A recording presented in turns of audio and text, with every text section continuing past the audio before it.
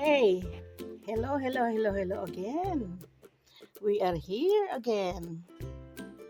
Um, Good morning, good afternoon, and good evening to all my friends down there, to all my subscribers, local and overseas, old and new, and my viewers and my joint channel members. Hope you're always in um, in the pink of health and always happy and peaceful, ano? Kahit na mahirap ang buhay sa panahon ngayon, um, wag nating dibdibin masyado, no? Makakaraos din tayo in God's hand, okay? Today, dahil summertime na, lalo na sa Pinas, summertime na, no? Dito, springtime, pero mainit na rin. Actually, the weather here today is very nice, ano? So, guess what? Ano ang topic natin? As always, naghalughog ako ng mga bagay-bagay sa refrigerator, sa mga cabinet. Ito ang mga nakuha ko, no? So, gagawa tayo ng, hindi tayo gagawa ng ice cream kasi ready-made na yung ice cream, ano? So, mga basic lang ito, kayang-kaya nyo. Kahit sa bahay lang, ano? So, naghaluhog tayo. Ito, strawberry. Lagyan natin ng strawberry. Ito yung M&M candies, peanuts, walnuts, at saka itong crackers, at saka itong, wala kasi tayo nung mahabang bilog eh. So, pwede na rin itong, ito, pwede na rin, ano? Ito yung cracker na crisp bread na red, nag-match dito sa strawberry natin, ano? At saka ito yung mga ice cream natin, no? Ito yung nasa refrigerator eh. Mocha almond fudge, tsaka itong chocolate, ano? Naubos na yung yung isa. Ito, tsaka meron pa tayong dito, yung chocolate na pan-toppings. So, ito yung mga toppings, ano? At guess what, ano? Ito, gagamitin natin itong native, made in the Philippines. Sa Couples for Christ project, ano? O, yan. Yung bao, no? You can just imagine. This, made in the Philippines, ano? O, yan. Kompleto siya. Merong spoon and fork, ano? So, yan. So, yan ang ating project ngayon, ano? Hope you will enjoy watching it, okay? Yan. Mga lang yan, mga basic, mga hinalughog ko lang dito sa bahay, ano? Oo, yan. No? O, sige. Ang susunod yan, imimix natin lahat. Mix natin lahat yan.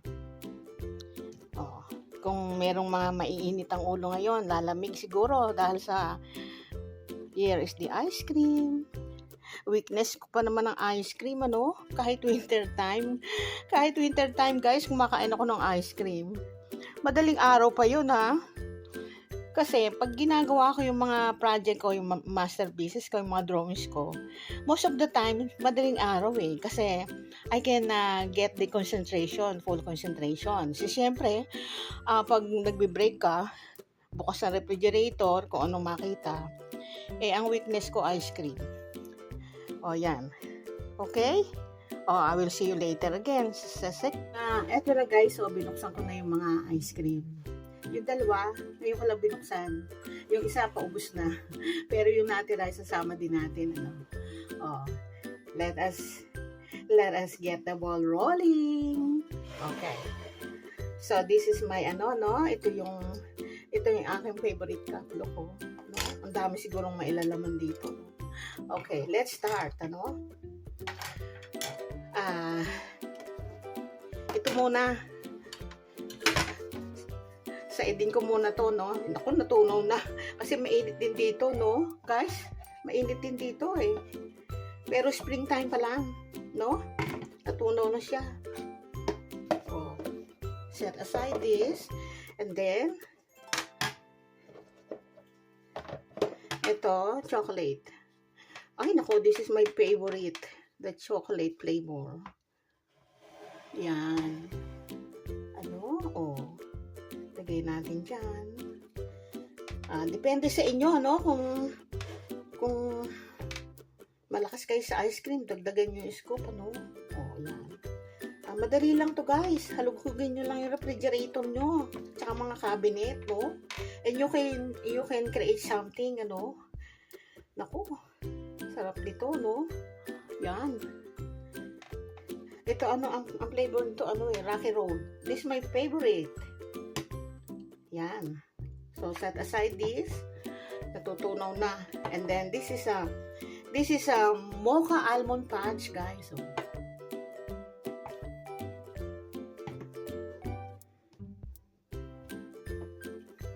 dami nito. Ito.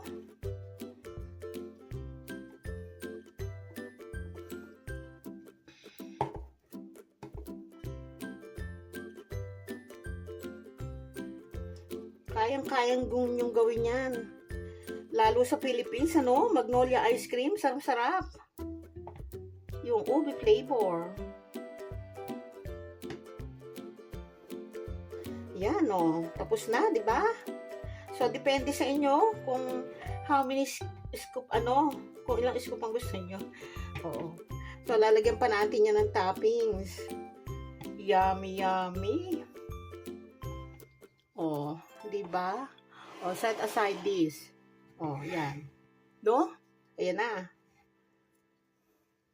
O, lagyan natin ng isang ano rito. Yan. So, tapos na yan. Cream, but it's okay. Dali-dalian natin. O, ito, lagyan natin sa gitna ng mga walnuts, ng mga peanuts. Nagme-melt na. Ayan. Naku, dami, no? And then, lagyan natin dito ng ano to? Wafers. At tapos, lagyan natin dito ng tusok dyan. O, lagyan natin ng peanuts. Lagyan natin ng walnut. Yan. No? Diba? Sarap-sarap. Sarap-sarap niyan. Diba? Set aside natin to. Ayan. Diba?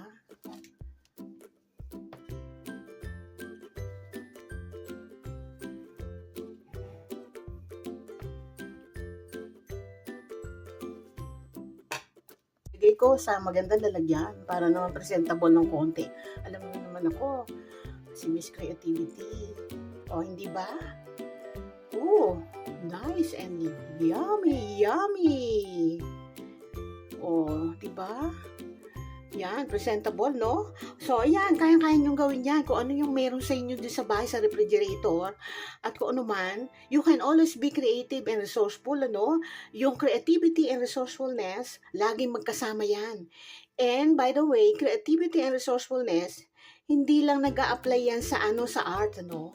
Nag-a-apply din yan sa mindset natin na maging maging maabilidad, maging maparaan sa buhay. Ano?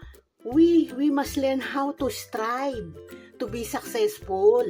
Kasi pag wala tayong striving, hindi tayo mag-strive, tamad tayo, walang mangyayari sa buhay natin. Hindi po pwedeng tanggap lang tayo ng tanggap, di ba? We need to strive, work hard, we need to struggle, di ba? To become successful. Okay. So, thank you very much guys for watching this, ano? I hope you enjoy the simple, basic things. So, mga simple and simplicity makakagawa tayo sa bahay. Halugugin lang natin yung mga bagay-bagay sa bahay, ano? Alam ko, tunaw na yung ice cream. Okay. Thank you very much. And, thank God, it's Friday, no? Pero dito, Thursday pa lang dito. Pero sa Pinas and other parts of the world, Biyernes na ngayon. So, thanks God, it's Friday, another week again. And happy weekend to all of you. Bye-bye now. Hope you enjoyed this, ano? Bye-bye. Love you all. And thank you for your support. Kindly subscribe, my friend. Kung hindi pa nag-subscribe at nag-like, kindly do it now. this ice cream is for you guys. Okay, thank you. Bye bye for now.